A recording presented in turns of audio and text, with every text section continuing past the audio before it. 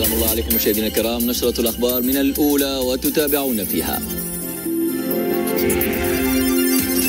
الاستعدادات لعملية التلقيح ضد كورونا بلغت مراحل متقدمة. قرابة 80% من المواطنين سيتم تطعيمهم خلال فترة لا تتجاوز 3 أشهر بلقاح آمن وفعال ضد الوباء.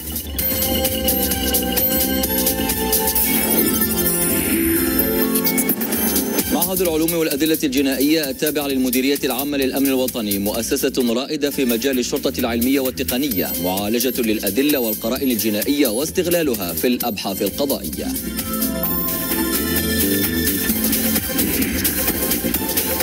القطاع السياحي بأكادير يكابد تداعيات جائحة كورونا تزامنا مع عطلة رأس السنة الميلادية. ركود في الحركة السياحية وتراجع في العائدات يفاقم وضعية القطاع.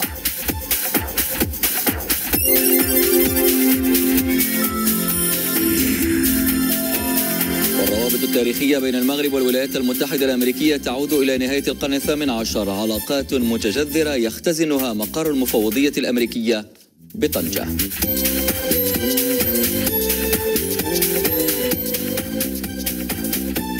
أهلا بكم. نستهل النشرة بجديد الوضع الوبائي في بلادنا. 24 ساعة الماضية سجلت خلالها وزارة الصحة 2160 إصابة جديدة بفيروس كورونا. حالة الشفاء بلغت 1854، فيما عدد الوفيات بلغت 42 حالة. المجانية، الشفافية، التضامن والتطوع عناوين 4 للاستراتيجية التي تعتمدها بلادنا للتلقيح ضد فيروس كورونا. هدفها ضمان نسبة تغطية لا تقل عن 80% من السكان الذين تفوق أعمارهم 18 سنة. الاستعدادات بلغت مراحل متقدمة، كما نتابع في تقرير ياسر العمراني. الاستعدادات الجارية لانطلاق الحملة الوطنية للتلقيح بلغت مراحل جد متقدمة. المغرب اقتنى 65 مليون جرعة من اللقاحين المعتمدين في عملية التلقيح. الهدف تلقيح 25 مليون نسمة بشكل تدريجي ومجاني في حيز زمني قدر ب 12 أسبوعا بوتيرة 6 أيام من العمل في الأسبوع، وفي 4 فترات تبلغ كل منها 21 يوما. وعلى المستوى الترابي تم تهيئة عدد من محطات التلقيح وصلت إلى 2888 محطة. تفعيل أنشطة التلقيح سيتم بطريقتين: طريقة الوضع الثابت سيتم خلالها انتقال السكان إلى محطات التلقيح، وطريقة الوضع المتحرك تنتقل خلالها فرق التلقيح الملحقة إلى المستشفيات والمصانع والإدارات العمومية والأحياء الجامعية والسجون. ولضمان جودة اللقاح تم اقتناء وتوفير مجموعة من المعدات الخاصة بسلسلة التبريد. نظام معلوماتي تم رصده هو الآخر لإنجاح هذه العملية. نظام يشمل كافة الجوانب بدءا من تسجيل المواطنين المستهدفين إلى تتبع الحالة الصحية ما بعد عملية التلقيح وإلى الحملات التواصلية اللازمة مع الساكنة. معدات ووسائل واستراتيجية محكمة الهدف منها إنجاح عملية التلقيح ضد كوفيد-19. حملة وطنية تشمل كل ربوع المملكة، ستعطى فيها الأولوية للعاملين في الخطوط الأمامية من عاملين في مجال الصحة والسلطات العمومية وقوات الأمن، والعاملين بمنظومة التربية والتكوين، والأشخاص المسنين والفئات الهشة، وذلك قبل توسيعها لتشمل باقي الساكنة. وينضم إلينا اللحظة من الدار البيضاء البروفيسور سعيد المتوكل، عضو اللجنة العلمية للتلقيح ضد كوفيد-19. بروفيسور مساء الخير. مساء الخير وشكرا على الاستضافة. مرحبا. إذن بروفيسور، المغرب كيستعد باش يتسلم 65 مليون جرعة من اللقاحين المعتمدين ضد كورونا. بغيناك تقربنا من آخر الاستعدادات لحملة التلقيح.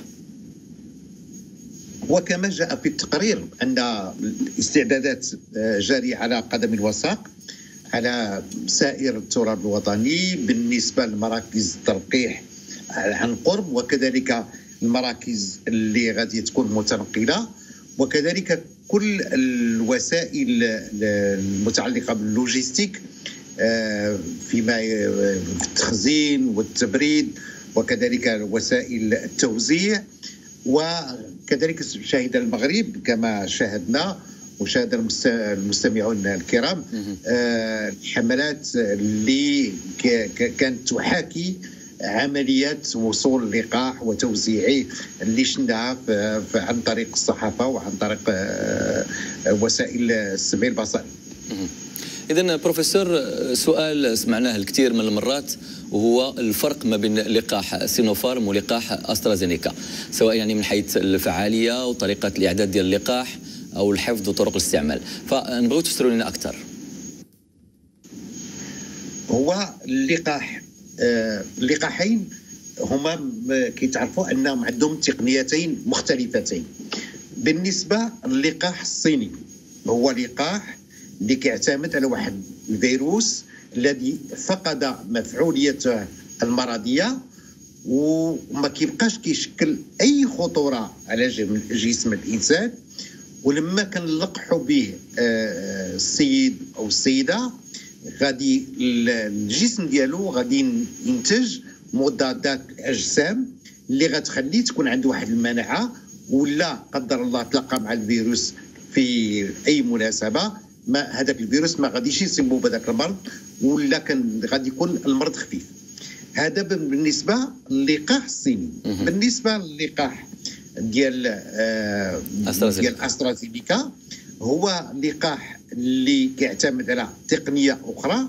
هو كيتسمى ان اللقاح كيكون بفيروس حامل رساله، فيروس اللي ما كيتوالدش واللي ما كيشكل حتى شي خطوره على جسم الانسان، واللي هو غادي يكون كسائل بريد، ولما غادي يدخل جسم الانسان كيحمل معاه واحد الشفره ديال بروتينات الفيروس، وغادي الجسم ديالنا غادي حتى هو غادي يتلاقى معاه، غادي يكون مضادات الاجسام اللي غتخليه تكون عنده مناعه، واللي غتخليه لا الى شي خطره تلاقى مع المرض مع الفيروس هذاك الفيروس ما غاديش يصيبه، ولا كتكون الاصابه كتكون خفيفه وخفيفه جدا.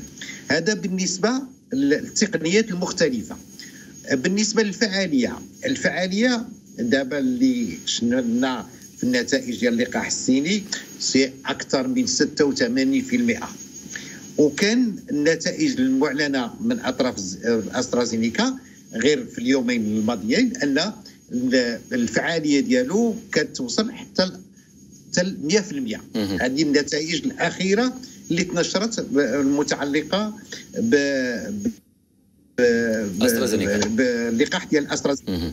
ولكن اللي غادي نعرفوا 86 و90 و95 و100%، حنا كنعرفوا ان ملي كتكون عندنا المناعه الجماعيه كتفوت 55 حتى 60، هذه راه فعاليه كبيره. حنا عندنا دابا ارقام كبيره جدا اللي كتخلي الفعاليه ديال المنتظره غتكون جيده جدا. هذا فيما يتعلق بالنتائج وبالتقنيات ديال اللقاحات. كيبقى هاد اللقاحين بجوج في الوسائل ديال التخزين والتبريد كيطلبوا وسائل اللي ما كتكونش كبيره الى قارناهم باللقاحات الامريكيه ديال موديرنا ولا ديال فايزر. هادو الوسائل التبريد كتكون بين 2-4 درجات ديال الحراره، ماشي بحال 80 درجه تحت الصفر او 20 درجه تحت الصفر. وكيبقى التوزيع ديالهم ما غاديش يطرح مشاكل كبيره بالنسبه للوجيستيك. اذا سأعود لك بروفيسور، لكن هذا باختصار المميزات ديال هاد اللقاحين اللي غادي يكونوا في المغرب، وهما غادي يكونوا في الغالب متساويين في النتائج ديالهم. والدراسات اللي بينت ثاني حتى واحد الجانب اللي غادي ناكدوا عليه، ان الاثار الجانبيه ديال اللقاحين على حسب الدراسات الاخيره اثار جانبيه، اثار كتبقى خفيفه جدا ولا تشكل اي خطوره، وما يمكنش وما خصهاش تخوف الانسان.